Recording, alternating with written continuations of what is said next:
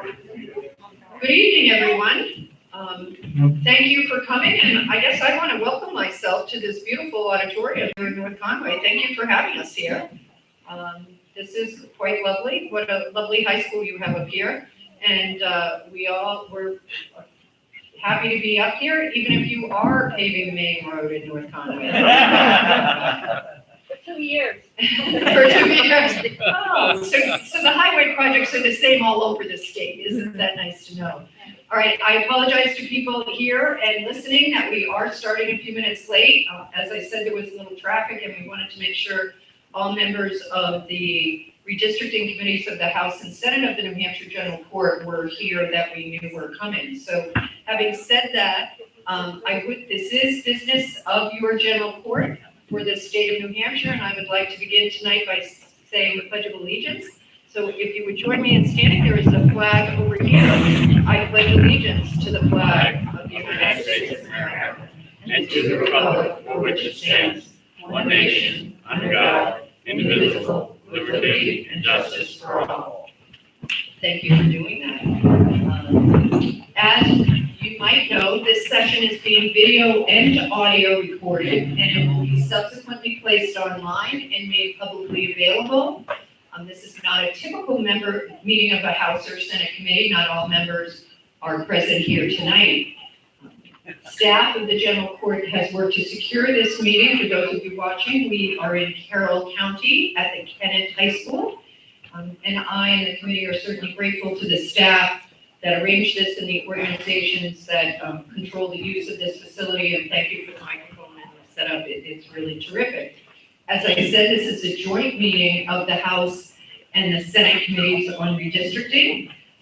We have both committee members present, so we're actually really conducting 2 meetings at once, and you didn't think your government was efficient. Here we are doing 2 meetings at once. And to introduce the Senate and to officially open the Senate meeting, I'm going to turn to my right, Senator Gray. Well, thank you very much. I am James Gray. I am the chair of the Senate Special Committee on Redistricting. I'm also the chair of the Election Law Committee. Before I pass the mic, I do want to remind the audience that Senate rules don't allow cheering, booing, clapping. If you want to express your opinion, get up, use the microphone, and talk to us. Okay, and with that, I will pass the mic. Thank you. My name is Regina Burzel, State Senator for District 19, which is Hampstead, Windham, and Derry. I'm also on the Election Law Committee, but also Chair of Transportation.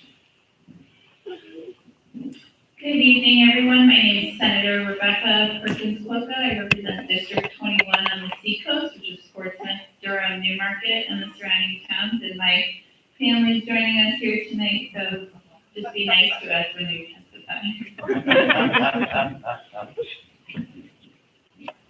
Thank you. My name is Barbara Griffin. I'm a representative from Goffstown, and I'm going to start by turning over the mic to the representative on my right. Hi, I'm Bob Lynn. I'm a representative from Wyndham, New Hampshire. I'm on the Special Redistricting Committee, and I'm also on the House Finance Committee.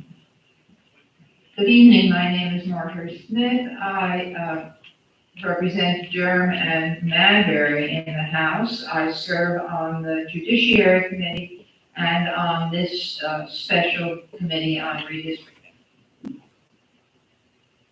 My name is Paul Bergeron. I represent National Ward 2, and in addition to this committee, I serve on the House Election Law Committee. Thank you, thank you for coming and thank you for having us here. It was a beautiful drive.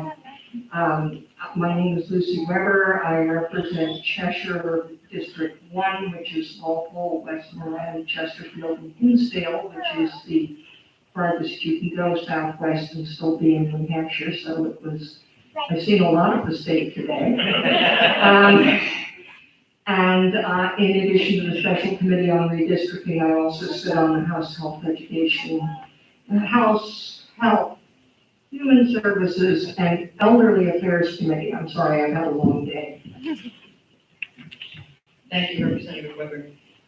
As this meeting is being watched online, I want to take this opportunity to speak to the overall process. You can be watching this online by going to the general court website and clicking on the special committee on redistricting, and the access to the live video stream is available there or on the general court page.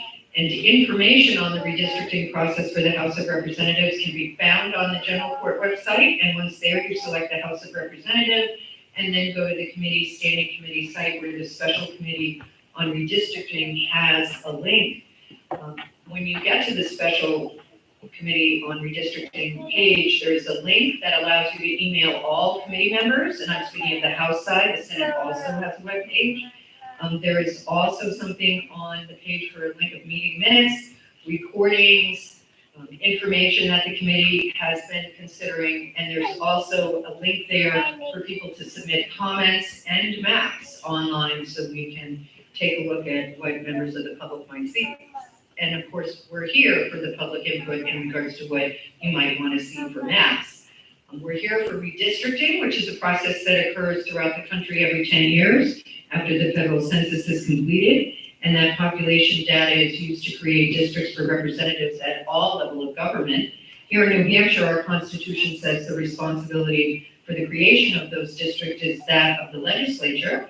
The districts to be redrawn in New Hampshire will be the Congressional, Executive Council, State Senate, and state representatives. There is also redistricting for county commissioners and the state party convention. There were some handouts outside with some information for you, and that has some more detail on Carroll County. And from the representative House side, it's helpful for us to hear what you think might be important or what works or doesn't work for you here in the county. There were sign-up sheets, and there should be one out front for you to sign up if you'd like to speak. It just helps us organize the meeting a little more. And we have a microphone up here for you to speak to. And since we're recording, I got told to keep the microphone right close to me. We're trying to make sure everybody can hear us and that we can record online. And so with that, we are here to receive comments that you might have. I know some of you were able to see some information that a group here in New Hampshire presented or is presenting in regards to map redrawing. And with that, I'm just going to go in order. And Representative Knirk has signed up to speak. Apologize for the yawn and welcome. Nice to see you in person again. Yes, good to see you again, too. Thank you very much. I guess I'm speaking up okay. Well, we all know that the goal of redistricting is to ensure equal representation of people in each district when the population shifts. But obviously, we know for centuries, thinking all the way back to Governor Geary in 1812, that redistricting has been a vehicle for partisan gerrymandering in order to strengthen the political grip of the party in power at any given moment. And it's been used by both Democrats and Republicans. But the use of computer power and big data has allowed ever more powerful gerrymandering. But we all know the evils of gerrymandering. It decreases competitiveness in districts. It leads to increased political extremism, and it leads to a widening of our political divide. And that partisan appearance erodes people's faith in the political process. As Representative Griffin said, constitutionally, the legislature has to approve a plan no matter what method is used to create the districts. But the process can be done in ways to limit gerrymandering. And those of you on election law committee from the House know that I've had a long interest in this, and over my 5 years in the House, I've sponsored bills to promote fair redistricting by limiting the input of politics. The first bill used a computer algorithm to draw the districts, prohibiting the input of political leaning constituents from the metrics that would be used. The second bill proposed the use of a retrospective analysis of the map using the efficiency gap as developed by Stephanopoulos, and then subsequent outlier analysis as a tool to measure if the process showed a partisan advantage of gerrymandering. And I introduced those purposefully way back in 2017 and 18 when we really had no idea who would be in power, because I was hoping both sides would come to the table at that point to work toward a solution. But they failed. And subsequently, I did join as a co-sponsor in the bill for creating an independent redistricting commission and urged the use of metrics in that process as well to be able to confirm that what they came up with was a fair redistricting process. Again, each of these bills define process only, with final approval by the legislature to comply with the Constitution. And actually back in 18, working on that, I also co-authored with Colin Van Oster the language for that plank in the 2018 New Hampshire Democratic Party platform that opposed gerrymandering on a partisan basis. So the bottom line is, what you're going through now, I really urge you to use the principles of an inclusive and transparent process that respects communities of interest and competitiveness. And I would kind of urge that you would submit this plan as it develops to testing using some of these metrics, such as the efficiency gap with outlier analysis or other techniques that have been developed to assess the degree of partisan advantage or gerrymandering. Because if such metrics demonstrate a really low probability of gerrymandering in the maps you develop, you're going to do a lot to restore the faith of the voters in our political process. And you'll stave off many of the usual lawsuits we face every 10 years. If they instead demonstrate a high level of gerrymandering, then, the plan would be indefensible and you probably got to go back to the drawing board and redo it. Bottom line is it's critical for the redistricting maps to be responsive to the will of the people so they can elect whom they wish. Because it's time to let the voters choose their candidates rather than the candidates choose their voters. Thank you very much for your time. Thank you. Next, we have signed up to speak Ellen Farnham from Tamworth. Welcome.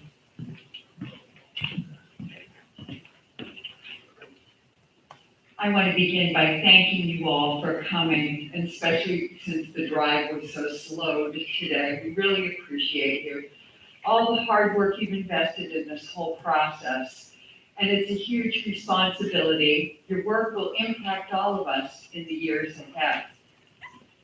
This past year, people in 74 towns and municipalities around the state voted to support the New Hampshire resolution for nonpartisan fair redistricting.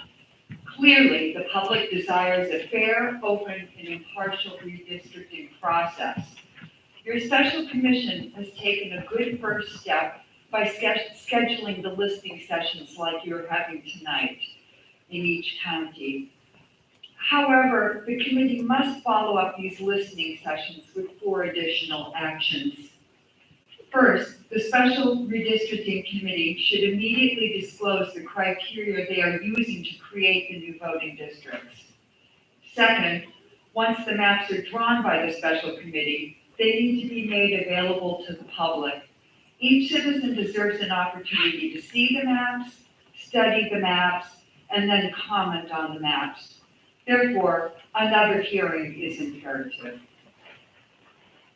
Further, the second hearing needs to provide an option for citizens to participate remotely. I have spoken with many people over the course of these last few weeks who cannot attend in-person meetings due to COVID concerns or other health issues. Many of them care deeply about redistricting and wanted to be here tonight. They deserve a chance to both hear information and give testimony directly to this committee. Remote access would provide them with this opportunity. Finally, I want to urge you to incorporate the population data with communities of interest data. This spring, nonpartisan groups such as the League of Women Voters and Open Democracy gathered people from around the state to participate in the Mapathon Citizen Mapping Project. I was one of the citizens who participated in this project by filling out information about the town that I live in, Tamworth. The data was then meticulously compiled and maps drawn using both population numbers and communities of interest data. I have looked at these maps and believe they present fair, nonpartisan, and balanced solutions to redistricting. Please consider using these maps when making decisions. And thank you again for all your hard work. Thank you. Also signed up is Gabrielle Watson.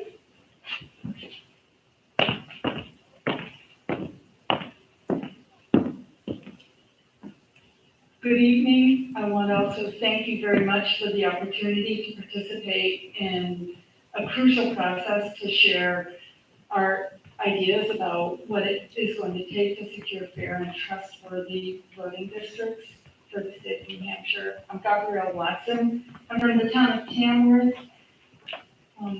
we're a rural community, largely rural community that looks north to the Mount Chorwa. And we're connected to a number of the communities around us through common interests like farmers markets and fairs, and activities like hiking. I'm very worried that our country and our communities are being divided and split apart.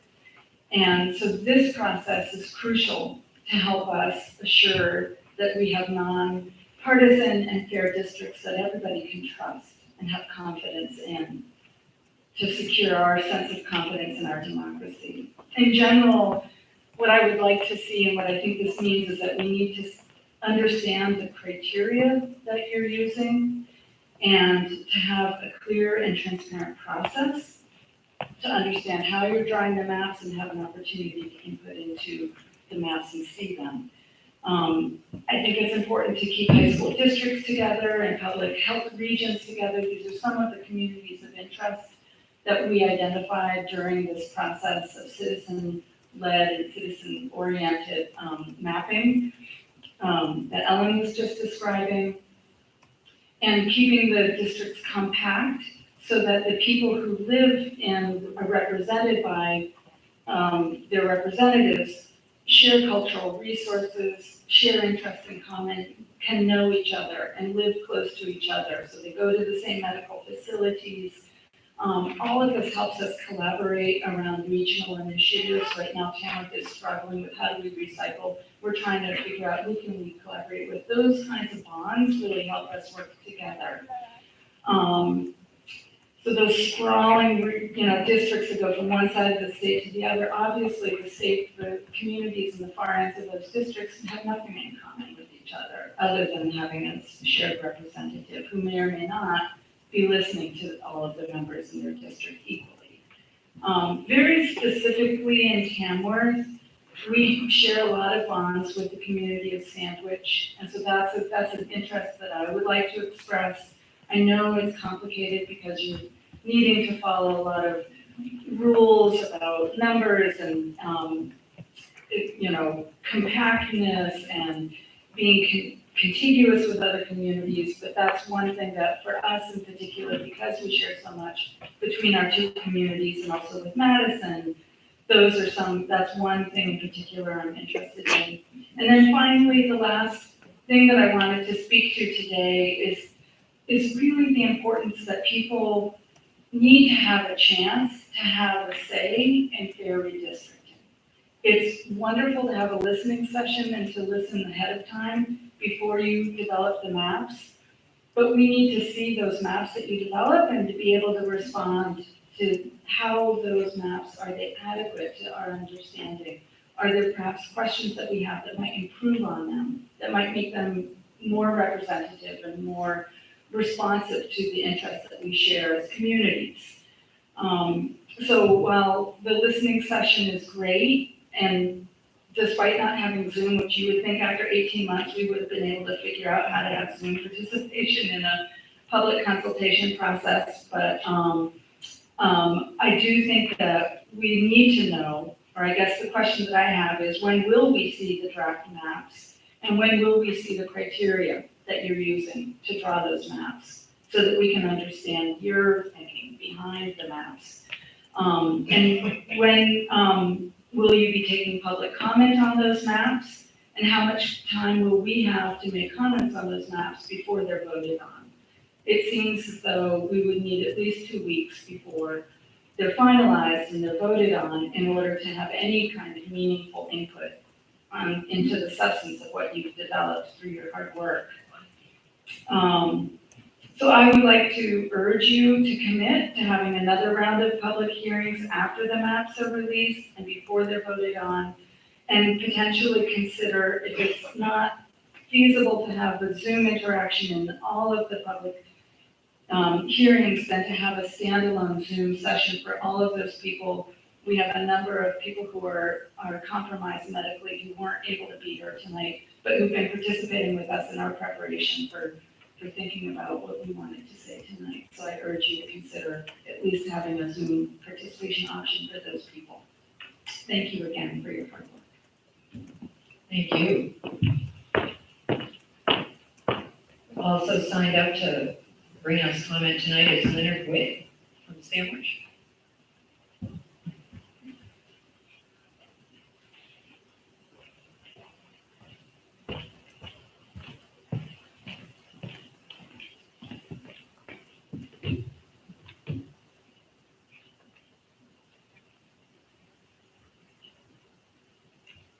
I am Leonard Witt from Sandwich, and I'd like to thank you all for allowing us to express our opinions. As members of the redistricting board, you must decide who you're going to listen to as this process goes forward. You're going to be listening to extremists or voters who want a more balanced approach to redistricting. In my opinion, the balanced approach will best serve Republicans, Democrats, and undeclared voters in our state and our democracy as a whole. I'm going to provide 3 stories that happened approximately during the last week or so. The first is an example among the Republican Party and extremists in it. Please do not listen to these folks and their ilk when making your redistricting decisions. Today, we all said the Pledge of Allegiance to the United States of America.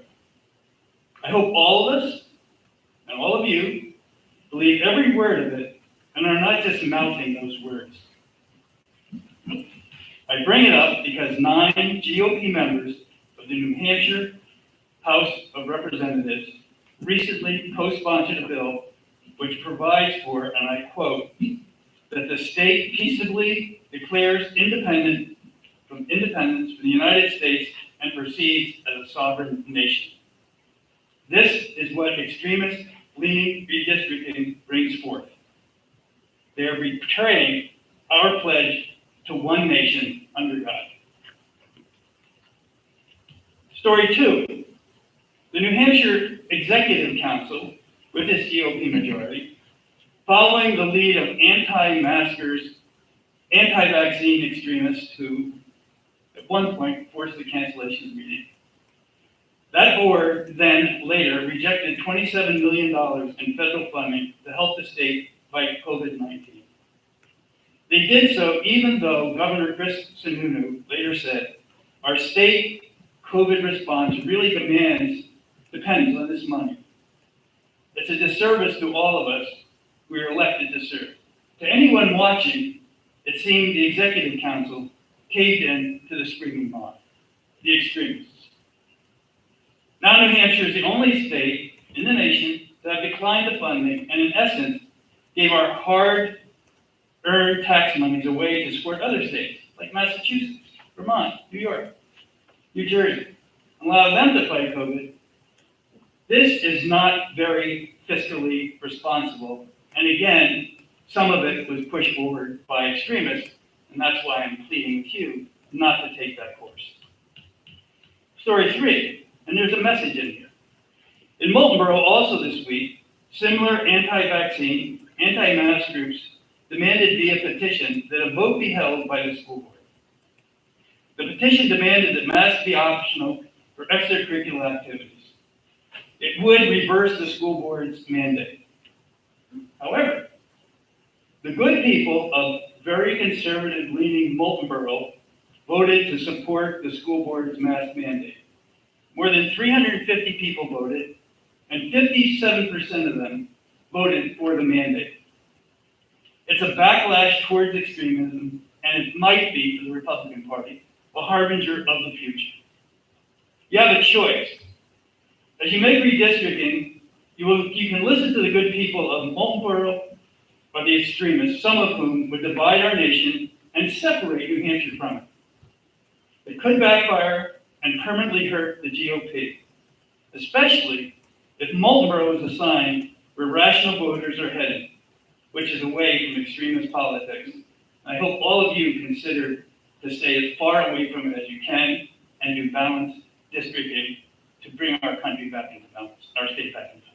Thank you. Thank you. Representative Burrows is with us tonight. Yes, I don't, oh, I'm sorry, I didn't look. I don't want to. I think everything that I would have said has been said. Oh, okay. How about William Corner?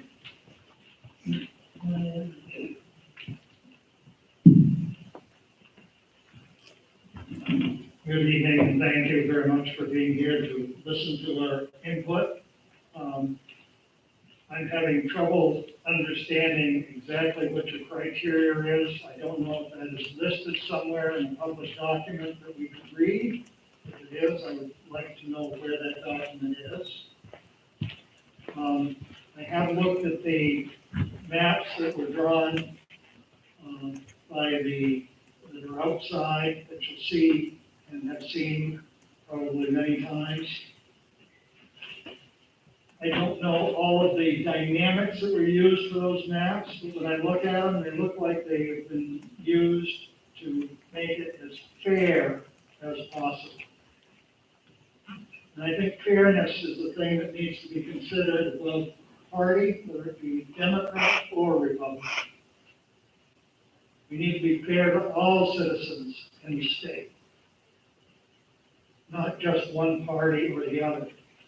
I think if you look at the numbers, Democrats and Republicans are about equal, but there's an awfully large group in the middle who would just like to have good representation of their thoughts and ideas in the State House, in Washington, and throughout. So I urge you to do that. The following thing that I would like to comment on is, when you do publish your maps, your districts, it would be really good to have a good opportunity to review those and have another session so that we can come back and comment on what you have decided to do. If you follow the maps that are outside, probably be a lot less comments.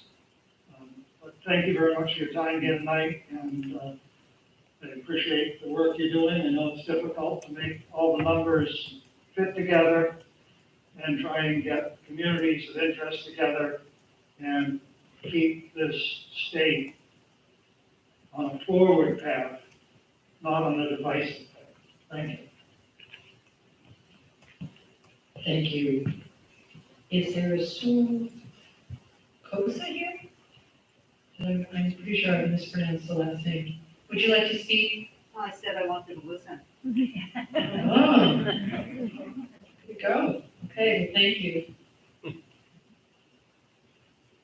I didn't check to see if there's nobody else in it. Is there anybody else here who would like to say something, specific comments as to districts right now, as to what works and doesn't work for you as Carroll County? Sir, come on down. Oh, I can't see in the light. The Honorable, come down. Thank you, and it's good to see several former colleagues before, thank you. And thanks for the work that you're doing. I know that this is difficult and will continue to be until, when, January, February? Representative, could you please introduce yourself for the minutes? Yes, Tell us thank who you. you are. I can. Ed Butler, and I live in Hart's location. Thank you. Thank you.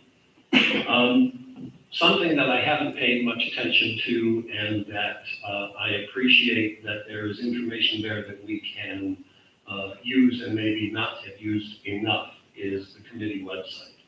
And so I just want to point out that if I haven't been looking at it, and I'm sure that many other people haven't been as well, I know that there is the nonpartisan group Mapathon working on developing maps, but I just encourage all of us to use the House website as well and look at all of the work that, or all of the information that is there.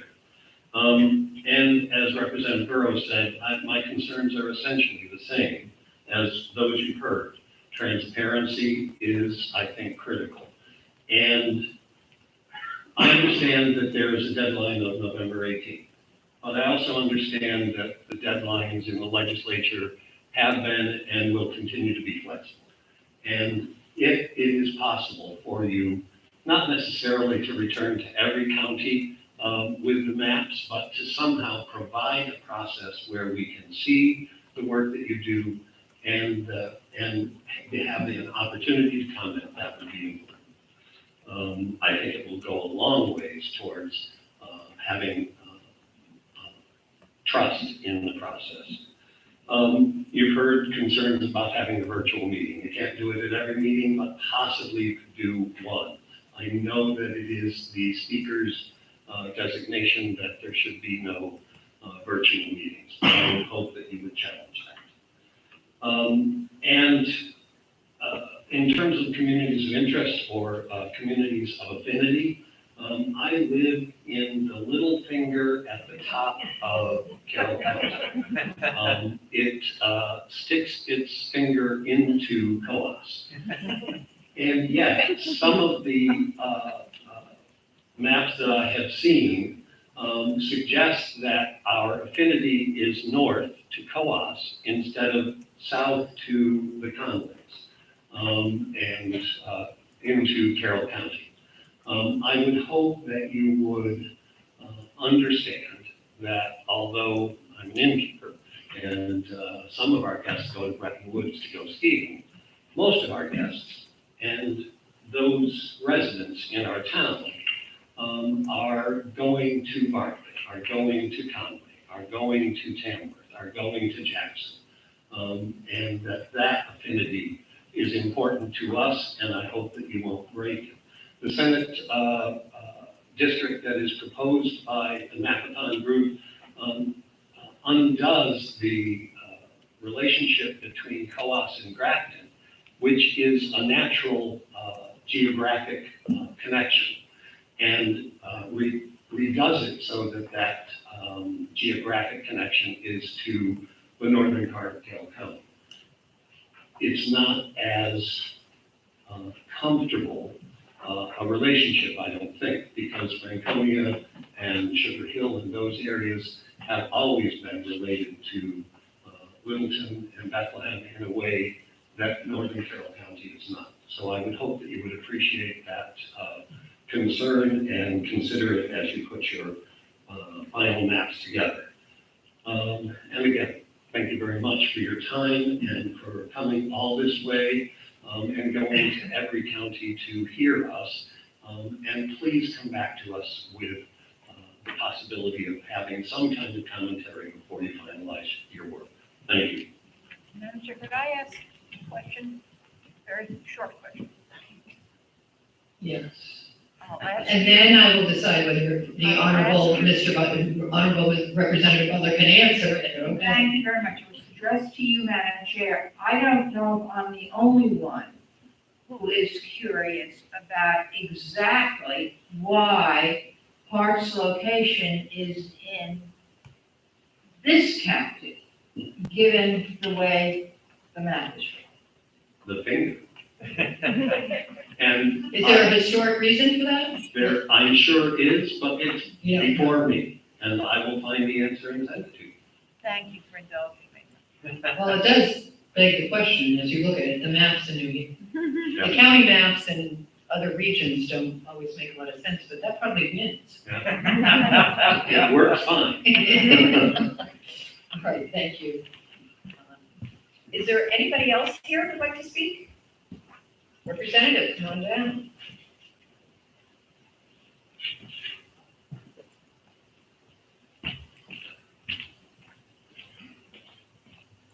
Good evening, and thank you all for being here this evening.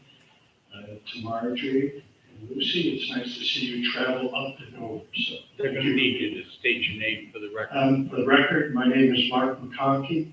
I'm from Freedom, and I represent good people here in this room from Carroll District 3. I have been through this process on 2 occasions and served 2 different communities, sometimes signaling one out and moving over to the right another time. I caution you folks with all the hard work you do. I've seen people sit on this committee that draw these lines and never hold office again. And they don't hold office again because they have taken their job seriously, and when the lines are drawn, it not always benefits the people that are sitting behind those desks. So I know many of you, I know you're hardworking, and I know your commitment to our state will be taken. My position at two different redistricting, and I'm looking at a third, is I will stand proud and serve whoever you give me. And I want to thank you again for being here this evening. Thank you. Thank you, Representative. Is there anybody else here who'd like to speak? I see one down.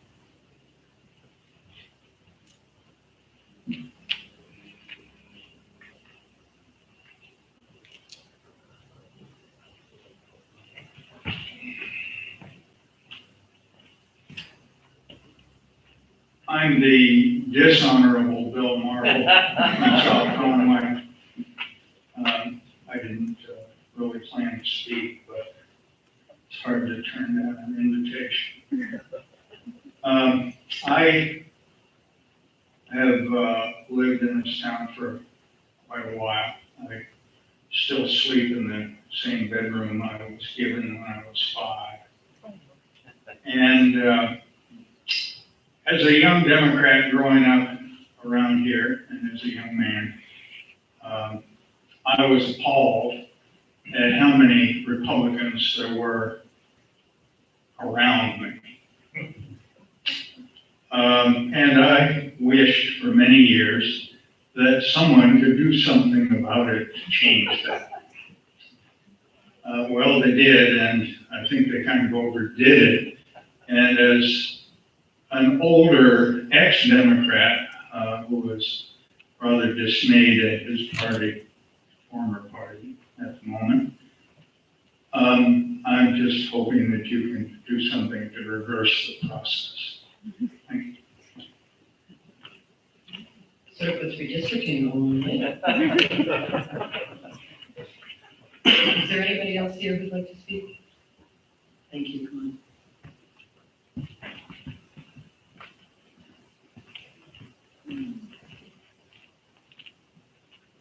I'm Peggy Merrill from Madison. I really have a question more than a speech. I worked on the census with my husband, and it was a wonderful experience. I've worked on it 2 previous sessions, and that is, I assume, the basis for this process. But maybe a dumb question. Where is the information that was gathered, and how is it impacting what you're doing? I'll do a little overview at the end of the website of your information is based on the comments that we've had. But I'm still getting some of you to come on down, so I'm going to keep this up for you. Is there anybody else who'd like to speak? There you go, come on down, sir.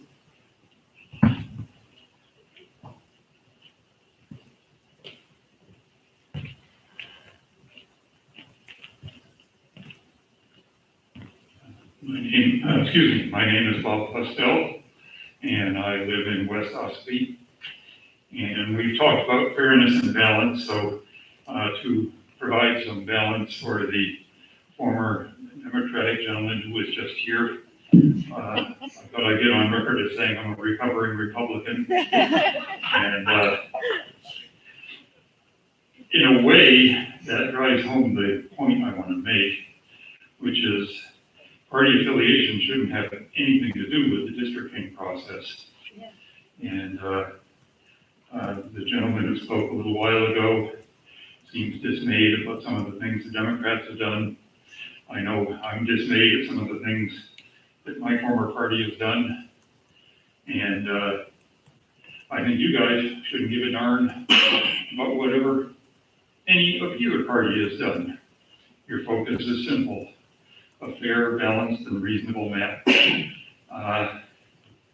I expect it's unlikely that you'll come up with something that everybody heaps praise on, but my hope is you'll be able to come up with something that most everybody heaps praise on, and that Republican leadership will probably be unhappy with, and Democratic leadership, although pretending to be more open and even-handed, will secretly be unhappy with it, and then you'll have done well. Thank you. Please. there anybody else who'd like to speak? After everybody else is voted. I think so. Doesn't look like anybody else. Nothing big. Representative Griffin again, I had forgotten to bring up earlier, one of the things that is important, I think, in our representative districts, obviously it's a little difficult to very overtly gerrymander them, given the very large number of representatives and the need for continuity of districts and so on. But one of the things, I know Paul Toomey has done some work on this and has identified that the multi-member districts are where we do tend to see really efficiency gaps that are off in terms of the representatives. And I would sort of urge that as much as possible that we would avoid multi-member districts by trying to divide either down into the towns if that can be done, or if it's a larger city, to have some wards or something like that, so that we have fewer multi-member districts, because of the fact that that ends up basically packing the population, and you therefore will have an efficiency gap that ends up being a little bit more often than otherwise. I also did have a question. You have these maps out there. You've got the population numbers, so it appears. May I ask, though, for example, in District 3, 2 seats, 7582, that has this little number 999-1.6. What do those mean, just to clarify for us to be able to understand that? That'd just be helpful if that could be explained. I presume that's the population deviation from the ideal, but it didn't quite make sense for what I thought. Aren't we striving for 3,200 per rep?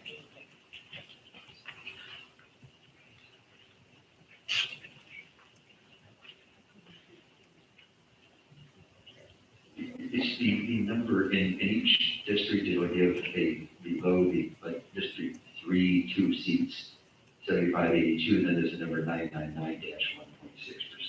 Thank you, Representative, for the question. Just so you know, there's probably nobody here to give you a definitive answer on this. This was pulled off the current maps, but I believe it is the over-under for the current numbers. Weber may have an answer. Thank you very much. Representative Weber. Madam Chair, as one who wrestled with this 10 years ago, that's exactly what it is. It's the deviation from the magic number, which last time was 3,291, or multiples thereof in multiple member districts. And as you have rightly realized, the thing that's really tricky is because we have to keep towns together, and because every town has to be in a base district, and because we can't cross county lines and we certainly can't cross state lines, trying to make the numbers come out right when almost everybody else in the country uses census blocks rather than keeping the towns together is very difficult.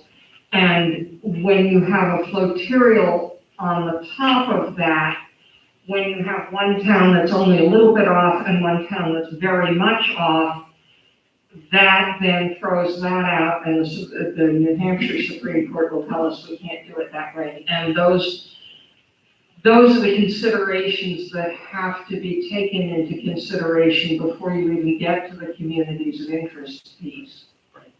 Which is why it's really difficult in the House. It's much easier in the Senate because. Thank you, Representative Weber. So these are two 10 numbers or 220 numbers? Two 10 numbers. Thank you very much. The numbers on the back provide a comparison between the 210 number and the 220 number. So part of the reason we're providing this to you here in the county is so when we come, first of all, we know what district you're in because we can see it. And that then based on the numbers, because the population of the state has gone up, so the number of persons per representative is slightly higher.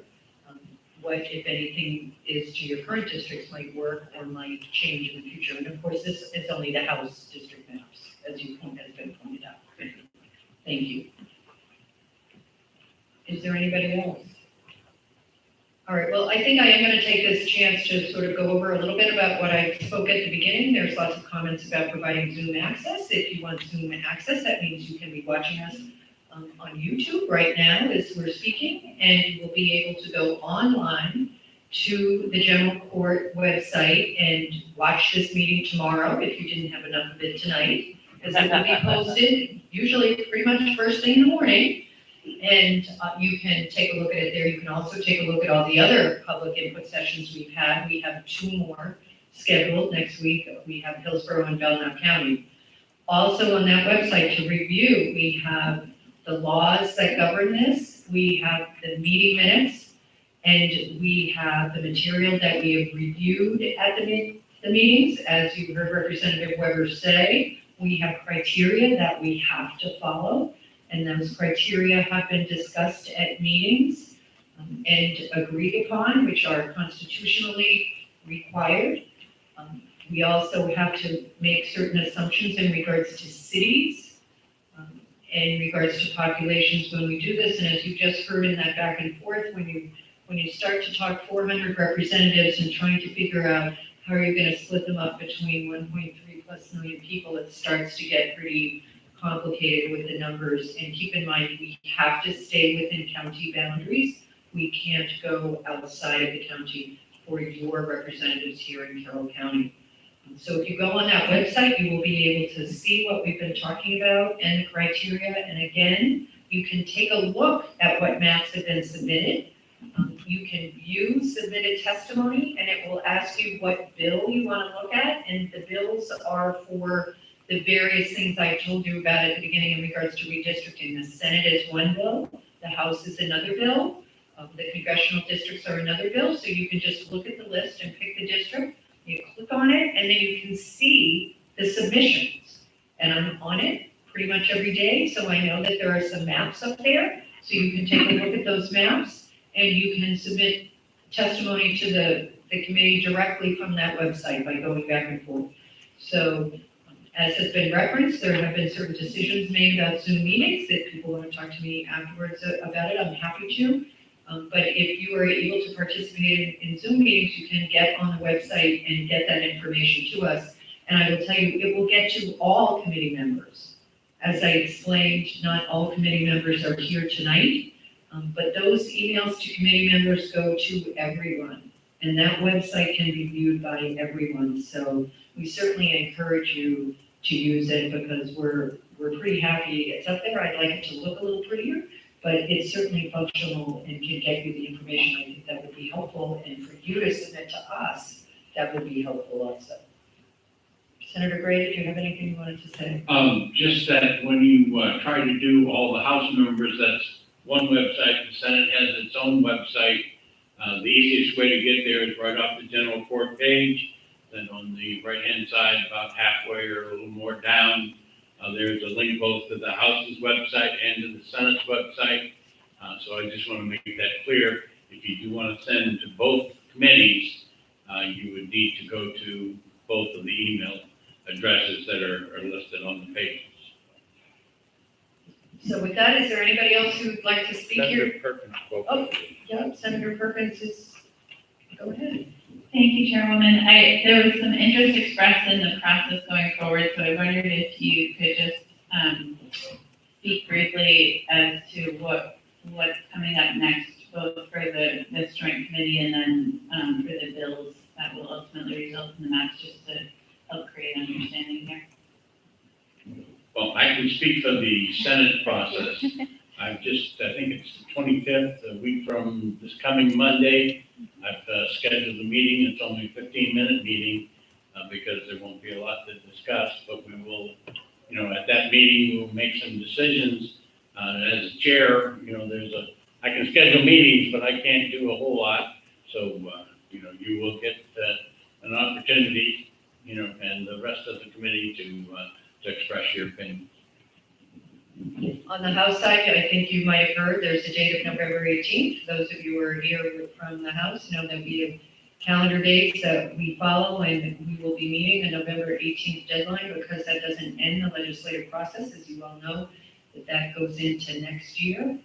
So we will be done with that part of our work by November 18th, which is why we wanted to get out here so we can start looking at things, and the final schedules have not been figured out. But again, if you go to that website, as soon as meetings are scheduled, you will see them on that website, and you'll be able to know what we're doing as soon as frankly committee members know what we're doing and I have figured out what we're doing.